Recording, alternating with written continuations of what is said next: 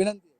तर रायगडच्या रोहा नगराध्यक्षांच्या दालनाबाहेर भानामती केल्याचा आरोप करण्यात आला। नगराध्यक्ष मनश्री शेडगे यांच्या दालनाबाहेर भानामती केल्याचा आरोप मनसेने केला। रोहा तालुका अध्यक्ष साईनाथ धुळे यांनी या प्रकरणाची सखोल चौकशी करून संबंधितांवर कारवाई करण्याची मागणी केली। आपला देश हा संविधानावर चालतो। संविधानावर जर देश चालत असेल तर असे हे कोणत्या अंधश्रद्धेचा प्रकार हे लोक करत आहेत।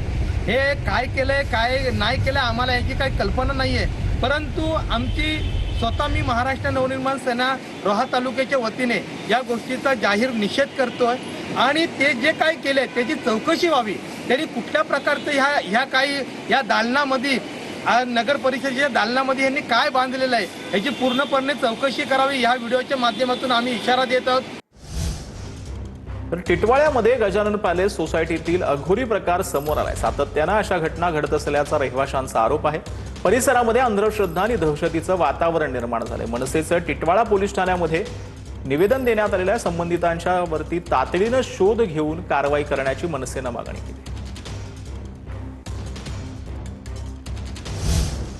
कथित डॉन बाबा फर्जन प्रकरणात 5,26,00,000ची मालमत्ता बँकेत जमा। पोलिसांनी 4 दिवसांपूर्वी बाबा फर्जनच्या बंगल्यावरती छापेमारी केली होती। पोलिसांनी 5,26,00,000ची मालमत्ता जप्त केली होती। पोलिसांकडून आर्थिक व्यवहाराचा तपास सुरू।